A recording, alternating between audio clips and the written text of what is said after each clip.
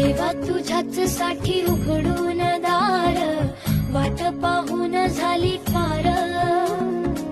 चिंता हरून देवा थकला असणार, दे माझ्या खांद्यावर भार. थोडा इथं